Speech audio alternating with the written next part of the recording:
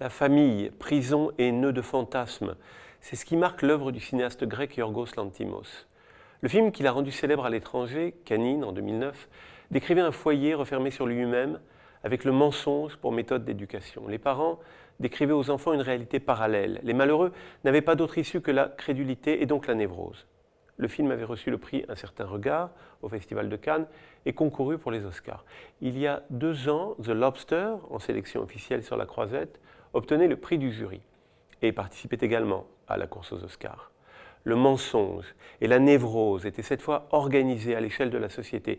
L'amour obligatoire, le mariage contrôlé, l'élimination promise aux rebelles. Le film avait frappé par sa beauté plastique, son mélange d'humour et de terreur. Dans Canine et dans The Lobster, la libération était un chemin douteux. Dans ces cavernes aveugles, si les prisonniers s'efforçaient de trouver une sortie, c'était au risque de leur vie. Le nouveau film de Lanthimos a marqué à nouveau le Festival de Cannes cette année. Le prix du scénario a couronné cette œuvre au titre magnifique et mystérieux, « Mise à mort du cerf sacré ». C'est le 2e film en anglais de Lanthimos après The Lobster. Colin Farrell en est à nouveau le protagoniste. Après Rachel Weisz et Léa Seydoux, c'est Nicole Kidman et Alicia Silverstone qui partagent le haut de l'affiche avec le grand comédien irlandais. We don't have to worry about nothing, 'cause we got the fire and we're burning one hell of a something. They're gonna see us from outer space. Yeah, I'm really sorry about Bod. It's nothing serious. No, it is. Like we're the stars of the human race, human race. Where did you two go? When the lights started out, they don't know what they heard. Strike the match, play it loud, giving love to the world. How did his father die? We'll be raising A surgeon never kills a patient. An anesthesiologist can kill a patient, but a surgeon never can. 'Cause we got the fire. Don't be scared, Mom. You'll see. You won't be able to move either. So get used to Let it. it burn, burn, burn. Where is she? What did you do to her? Let it burn, burn, burn, burn. We're gonna let it burn, burn, burn. I don't understand why I should have to pay the price. Why my children should have to pay the price. Let it burn, burn, burn, burn. We're gonna It's the only thing I can think of that's close to justice. We can light it up, up, up, so they can put it out, out, out. L'histoire se déroule à Cincinnati. Le couple, incarné par Farrell et Kidman, a les apparences de la perfection bourgeoise. Riche, brillant, beau, équilibré. L'homme est un grand chirurgien, la femme une ophtalmologue prospère. Tous deux détiennent le pouvoir scientifique, le pouvoir financier, la prééminence sociale. Une fille aînée adolescente, un garçon un peu plus jeune, tout roule, tout est parfait. Le chirurgien s'est lié d'amitié avec un jeune garçon, d'origine modeste, que le spectateur a du mal à identifier au départ.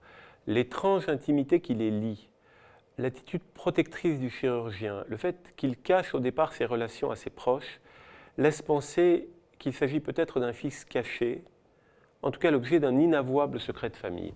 Ce point de départ suscite très vite une sensation de malaise, d'incertitude.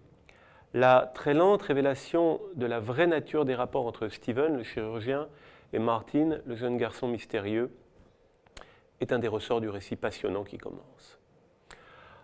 En même temps, des suggestions progressives montrent la violence refoulée que nourrit Steven, notamment avec une scène de rituel sexuel entre lui et sa femme, rituel mécanique, inquiétant et un peu ridicule comme toute action répétitive, et avec d'autres allusions sexuelles sans doute bien plus graves.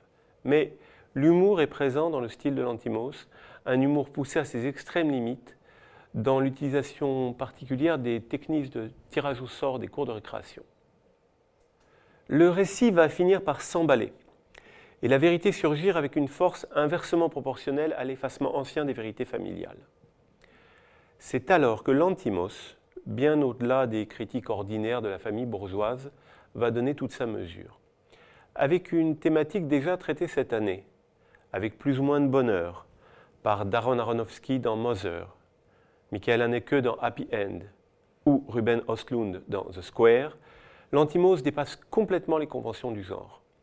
On pourrait au départ penser à l'arrangement d'Elia Kazan, Lanthimos n'abandonne pas le portrait sociologique de médecins trop puissants d'une société décrite avec réalisme, les conflits familiaux et conjugaux, mais il emporte ses personnages sur les chemins de la magie et des mythes ancestraux. Les mythes grecs, bien sûr, le sacrifice évoqué par le titre emmène le spectateur du côté d'Euripide et son Iphigénie à Aulis. Mais le cinéaste, né à Athènes, manipule des archétypes qui dépassent les frontières de la Grèce. Les images d'un cœur ouvert, battant, filmé en gros plan dès le départ, remuent des émotions qui trouveront leur écho jusqu'à la fin du récit. Les questions de l'immoralité, de la dissimulation, de la sorcellerie même, liées avec insistance aux questions sexuelles et familiales, sont traitées sans pudeur. Avec une insistance baroque qui rend le film assez proche du Eyes Wide Shut de Kubrick, et pas seulement en raison de la présence 18 ans plus tard de Nicole Kidman, ou parce que les protagonistes des deux films sont cardiologues.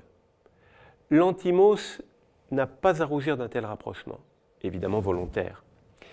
Exagération baroque, mêlée à une froideur glaciale des décors, à un ton neutre, embarrassant des voix des comédiens.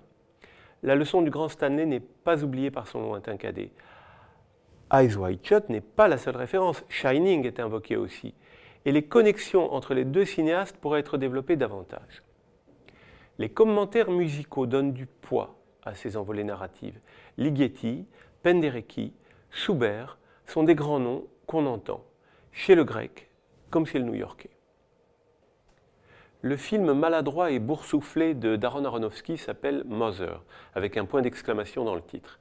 Lanthimos, pour son film magistral et rigoureux, a choisi, nous l'avons dit, un titre très élégant, mais Father, avec un point d'exclamation, n'aurait pas été un titre absurde. Ce mot que les enfants des 400 coups de François Truffaut n'arrivent jamais à prononcer, malgré les efforts balbutiants de leur professeur d'anglais, ce mot de Father obsède constamment le film de Lanthimos. Il y a plusieurs pères présents ou absents dans le film, mais le père central est un père modèle, trop parfait, qui devient ce qu'il a toujours été en réalité, un tyran, animé par des forces qu'il dépasse. Le fils est donc peut-être un rival. Pour le cardiologue, comme pour son ami l'anesthésiste qui tient dans le film un rôle important, le maître mot est responsabilité. On ne mesure pas toujours la gravité d'un tel mot.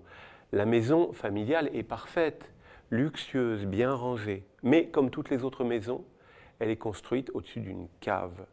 Et y descendre réserve souvent quelques surprises. Sexe, violence, critique sociale, esthétique baroque et glaciale, le réalisateur manipule sa narration avec habileté et au fond, sensibilité et empathie. Mais il manipule aussi les spectateurs. Comme disait Hitchcock, il ne s'agit pas de diriger les comédiens ou l'équipe technique. Il s'agit de diriger le public.